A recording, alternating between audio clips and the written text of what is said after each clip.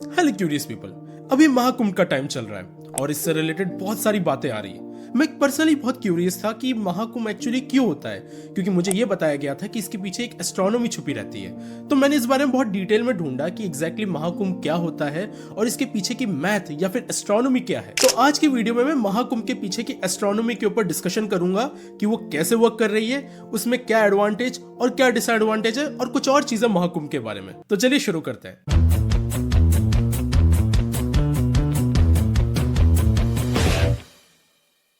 Mahakumbh Indian tradition का एक बहुत ही इंपॉर्टेंट पार्ट माना जाता है। बेसिकली इंडिया हमेशा से एक रिवर सेंट्रिक सिविलाइजेशन रही है, यानी कि हमारे यहाँ रिवर को बहुत ज्यादा मान्यता दी जाती है, जिसकी वजह से हमारे जो भी कल्चर डेवलप हुए वो रिवर के अराउंड हुए। तो ये जो महाकुंभ होता है ये भी रिवर के अराउंड ही होता है। लेकिन महाकुंभ कब होता है, इसके लिए 3 सेलेस्टियल ऑब्जेक्ट्स की अलाइनमेंट बहुत इंपॉर्टेंट होती है। सबसे पहला और सबसे इंपॉर्टेंट है जुपिटर, जब एक्वेरियस यानी कि कुंभ राशि में एंटर करता है। दूसरा है सन और तीसरा है मून, जिसके अलग अलग फेजेस के ऊपर इवेंट की ऑस्पिशियसनेस मानी जाती है।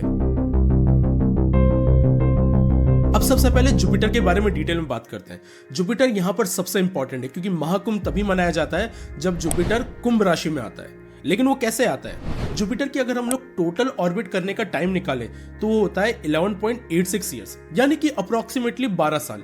यही रीजन है कि हर 12 साल में महाकुंभ मनाया जाता है। तो अगर हम लोगों को अर्थ डेज के हिसाब से कैलकुलेट करना है कि जुपिटर को एक पूरा ऑर्बिट करने में कितने दिन लग जाते हैं, तो उसके लिए हम लोग 11.86 को 365.25 डेज से मल्टीप्लाई करेंगे, जिससे हम लोगों को मिलेगा 4328.415 डेज। अब इंडियन एस्ट्रोनॉमी के हिसाब से हमारे आसमान में टोटल 12 कॉन्स्टलेशन होते हैं। तो अगर हम लोगों को ये निकालना हो कि एक कॉन्स्टलेशन से जुपिटर को निकलने में कितना टाइम लगेगा, तो उसके लिए एक सिंपल सा कैलकुलेशन है। ये जो हम लोगों ने नंबर ऑफ डेज निकाले इसे हम लोग 12 से मल्टीप्लाई करेंगे, तो हम लोग को ये नंबर मिलेगा 360.7 डेज, यानी कि जुपिटर ऑन एन एवरेज एक कॉन्स्टलेशन में 360.7 डेज रहता है। अब यहाँ पर एक बात नोट की जानी बहुत जरूरी है कि हमारे आसमान में 12 से ज्यादा कॉन्स्टलेशन होते हैं। दूसरी चीज, यहाँ पर हम लोगों ने कॉन्स्टलेशन की साइज को एकदम बराबर ले लिया है, बट इन रियलिटी ऐसा नहीं होता है। हालांकि हम लोग 12 कॉन्स्टलेशन के हिसाब से फिर भी कैलकुलेट करेंगे तो अप्रोक्स हमको जो आंसर मिलता है वो मोर और लेस सही मिलता है। अब ये जो 12 साल का टाइम जो जुपिटर लेता है एक ऑर्बिट कंप्लीट करने में, इसे संवत्सरा कहा जाता है। और ऐसे ही जब 5 साइकिल जुपिटर कंप्लीट कर देता है तो इसे संवत्सरा चक्र कहा जाता है, जिसका मतलब एक संवत्सरा चक्र 60 साल में कंप्लीट होता है। तो ये तो हो गई बात जुपिटर की। अब सन के ऊपर बात करते हैं। जैसा कि मैंने पहले बताया कि कुंभ के लिए एक और इंपॉर्टेंट चीज है कि सन जब मकर राशि में एंटर करता है, यानी कि कैप्रिकॉर्न में एंटर करता है, तो इसको कैलकुलेट करने का तरीका भी बहुत सिंपल सा है। हमारे हिसाब से सन हमको घूमता हुआ दिखता है, तो टोटल एक साल में 365.25 डेज होते हैं और एक पूरे सर्कल में 360 डिग्रीज होती है।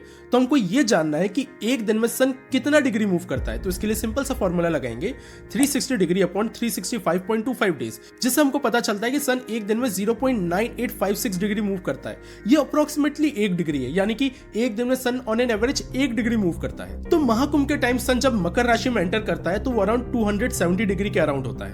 अब यहाँ पर मून की बात कर लेते हैं। मून के फेसेस महाकुंभ के लिए बहुत ही इंपॉर्टेंट माने जाते हैं। अब हम लोग इंडियन एस्ट्रोनॉमी के अकॉर्डिंग बात करें तो धरती के अराउंड एक ऑर्बिट कंप्लीट होने में मून 27.3217 डेज लेता है, यानी कि अगर हम लोग 360 डिग्रीज को 27.3217 डेज से मल्टीप्लाई करें तो हमको ये मिलेगा, तो एक दिन में मून 13.17 डिग्री मूव करता है। अब क्योंकि मून इतना रैपिडली मूव करता है तो हर महाकुंभ के टाइम हम लोगों को मून के वो फेसेस मिल जाते हैं जो डिजायरेबल होते हैं। तो अगर इस चीज को समराइज करूं तो जुपिटर टोटल 11.86 ईयर्स लेता है, और जब वो एक्वेरियस में एंटर करता है यानी कि कुंभ राशि में एंटर करता है तब महाकुंभ माना जाता है। इसमें सन को मकर राशि में एंटर करना पड़ता है और मून के अलग अलग फेजेस इंपॉर्टेंट होते हैं। अब एक बहुत ही इंपॉर्टेंट बात है कि क्या ये कैलकुलेशन रिलायबल है। बात यह है कि ये कैलकुलेशन बहुत स्ट्रेट फॉरवर्ड है और बहुत अच्छे से चीजों को बता रही है, लेकिन इसमें एक चीज मिसिंग है और वो है precision of the earth. Precision of the earth क्या होता है? बेसिकली हमारी जो धरती है वो थोड़ी सी टिल्टेड है और वो थोड़ी वॉबल करती है। उस वॉबल होने की वजह से होता यह है कि जो कॉन्स्टलेशन की पोजीशन है वो हमेशा कांस्टेंट नहीं होती है। हर 72 ईयर्स में 1 डिग्री कॉन्स्टलेशन की पोजीशन थोड़ी सी शिफ्ट कर जाती है। तो टोटल 360 डिग्री का शिफ्ट देखने के लिए हम लोगों को 26,000 ईयर्स का वेट करना पड़ता है। तो ये जो कैलकुलेशन हम लोगों ने की ये अभी के लिए तो काम कर जाएगा, लेकिन 72 ईयर्स बाद अगर हम लोग देखें तो कॉन्स्टलेशन में थोड़े से चेंजेस आ गए, तब ये काम नहीं करेगा। तो उसके लिए प्रिसिशन को अकाउंट करना पड़ेगा। लेकिन इंडियन एस्ट्रोनॉमी में भी प्रिसीजन को अकाउंट करने के लिए एक तरीका निकाल रखा है जिसे हम लोग आयनमसा कहते हैं। इसमें हम लोग क्या करते हैं कि हमारे पास जो कैलकुलेशन आई है उसके बाद हम लोग आयनमसा का इस्तेमाल करते हैं, उसको एज ए एरर की तरह यूज करते हैं कि जितना हम लोग को चेंजेस आएंगे हम लोग हमारी पहले की कैलकुलेशन में उस हिसाब से चेंजेस कर देंगे। इसको मैं थोड़ा और डिटेल में समझाता हूं। तो अभी मैंने बताया कि 26,000 ईयर्स लगते हैं अर्थ का प्रिसीजन पूरा 360 डिग्रीज होने में, यानी कि जो कॉन्स्टलेशन जहां से स्टार्ट किया था वो 26,000 ईयर्स बाद एग्जैक्टली उसी पोजीशन पे आ जाएगा, बाकी पूरे टाइम वो चेंज होता रहेगा। तो अगर हम लोगों को निकालना है कि एक साल में कितना शिफ्ट आ रहा है तो इसका सिंपल सा फॉर्मूला रहेगा 360 डिग्री अपॉन 26,000 ईयर्स, जिससे हम लोगों को मिलेगा 0.013846 डिग्री पर ईयर, यानी कि एक साल में कॉन्स्टलेशन में इतना सा चेंज आता है। अब हम लोग इस प्रिसिशन के स्टार्ट होने का रेफरेंस ईयर ले तो वो जनरली लिया जाता है 285 एडी के अराउंड। तो 285 एडी से लेकर आज यानी कि 2025 तक कितने साल हो गए, ये होते हैं टोटल 1740 ईयर। तो हम लोग को 1740 को 0.013846 डिग्री से मल्टीप्लाई करना है और हम लोग को मिलेगा 24.086 डिग्री। इसका मतलब ये कि हमारी कैलकुलेशन से हमको जो भी वैल्यू मिली है हमको ऑन एन एवरेज से 24 डिग्री कम कर देना है ताकि वो प्रिसिशन को अकाउंट कर पाए। और ये मुझे काफी इंटरेस्टिंग लगता है कि कैसे हम लोगों ने प्रिसिशन को अकाउंट करने के लिए भी इंडियन एस्ट्रोनॉमी में एक तरीका ढूंढ लिया। अब ये जितनी भी चीजें मैंने बताई हैं ये एफिमेरिस डेटा से पूरा वेरीफाइड है, ये एकदम सही है। एफिमेरिस क्या होता है? तो बेसिकली ये स्टार्स और अलग अलग सेलेस्टियल ऑब्जेक्ट्स होते हैं, इनके मोशन कैसे होंगे, आने वाले टाइम में क्या क्या करेंगे, इनकी ट्रेजेक्टरी क्या रहेगी, इसकी पूरे एक डेटा निकलता है। उस डेटा को हम लोग एफिमेरिस डेटा कहते हैं। अब ये जो एफिमेरिस होता है ये हिस्टोरिकली पहले तो रिटन फॉर्म में होता था जिसको हम लोग एनालिटिकली सॉल्व करते थे, यानी कि मैथमेटिकली सॉल्व करते थे। लेकिन मॉडर्न एस्ट्रोनॉमी में हम लोग इसे न्यूमेरिकली सॉल्व करते हैं, यानी कि एक ज्यादा एक्यूरेट टेबल हमारे पास रहती है। अगर हम लोग उसी टेबल से मैच करें कि हमारी जो कैलकुलेशन आ रही है तो हम देखेंगे कि ऑन एन एवरेज ये कैलकुलेशन एकदम सही आ रही है, जो कि काफी अच्छी चीज है। और हम लोगों ने प्रिसिशन को भी अकाउंट कर लिया। लेकिन क्योंकि मैंने पहले ही बता दिया कि ये वीडियो एक अनबायस्ड एनालिसिस होगी तो हम लोग को ये भी जानना है कि इंडियन एस्ट्रोनॉमी में क्या प्रॉब्लम्स है। प्रॉब्लम नंबर 1 कि हम लोग यहाँ पर हर एक ऑर्बिट को सर्कुलर ऑर्बिट ले रहे हैं। रियलिटी में हमको पता है कि कोई भी प्लेनेट सर्कुलर ऑर्बिट पे नहीं घूमता, वो एक इलिप्टिकल ऑर्बिट पे घूमता है। प्रॉब्लम नंबर 2 हम लोगों ने ग्रेविटेशनल पर्टर्बेशन को अकाउंट नहीं किया है। ग्रेविटेशनल पर्टर्बेशन बेसिकली ये होता है कि बाकी जो सेलेस्टियल ऑब्जेक्ट्स होते हैं उनकी ग्रेविटी की वजह से अर्थ और बाकी सारे प्लैनेट्स के मोशन में थोड़े से चेंजेस आते हैं। अब हमारे जो मॉडर्न एस्ट्रोनॉमी है वो तो उसको अकाउंट कर पाता है, लेकिन इंडियन एस्ट्रोनॉमी में हम लोग उसको अकाउंट नहीं करते हैं। Problem number 3 precision. हम लोगों को हमारी कैलकुलेशन में अलग से आयनमसा का करेक्शन डालना पड़ता है, इसके बिना हमारी कैलकुलेशन गलत हो जाएगी। लेकिन मॉडर्न एस्ट्रोनॉमी में हम लोगों को इसकी जरूरत नहीं पड़ती क्योंकि वहां जो मॉडल लिया जाता है, वहां जिस तरीके से काम किया जाता है, प्रिसिशन ऑलरेडी अकाउंट हो जाता है। अब मैंने इंडियन एस्ट्रोनॉमी में कमी तो बता दी, लेकिन यह जानना भी जरूरी है कि ये तरीके तब दिए गए थे जब आज के मॉडर्न इंस्ट्रूमेंट हम लोगों के पास नहीं थे।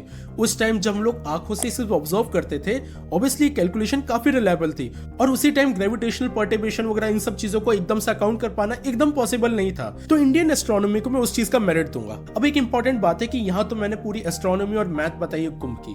मेरा पर्सनल ओपिनियन कुंभ को लेकर यह है कि हमारे कल्चर का बहुत ही इंपॉर्टेंट पार्ट है। आज के टाइम में हम लोग साइंटिफिक कॉन्फ्रेंस रखते हैं। पुराने टाइम में ये एक वो टाइम होता था जब अलग अलग जगह से लोग आते थे, इंटेलेक्चुअल आते थे, अपने नए आइडियाज, अपने नए फाइंडिंग्स डिस्कस करते थे, एक दूसरे को डिबेट के लिए चैलेंज करते थे। तो आइडियाज का एक बहुत ही इंपॉर्टेंट पार्ट रहा है। प्रॉब्लम यह है कि आज के टाइम में जिस तरीके से ये रेगुलेट हो रहा है उस वजह से हमारे इन्वायरमेंट को नुकसान हो रहा है। और मेरा ये मानना है कि कोई भी कल्चर तब तक रहना चाहिए जब तक वो इन्वायरमेंट को नुकसान नहीं पहुंचा रहा है। लेकिन इसका मतलब ये नहीं है कि मैं कुंभ के अगेंस्ट हूँ।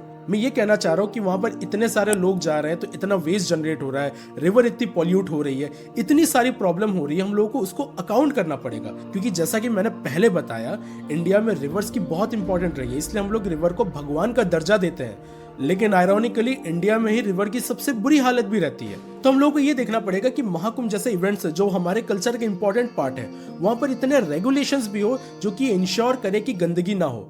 अब मुझे पता है बहुत सारे लोग ये कहेंगे कि चलो पुराने टाइम में समझ में आता है, पुराने टाइम में साइंस ऐसे नहीं थी तो ये सारे इंटेलेक्चुअल आके आपस में डिस्कस करते थे, जिसको हम लोग कॉन्फ्रेंस का भी नाम देते रहे। लेकिन आज के टाइम में तो साइंस एग्जिस्ट करती है, तो इसकी क्या जरूरत है? इसका सिंपल सा तरीका है कि साइंस एक तरीका है नॉलेज को एक्सप्लोर करने का।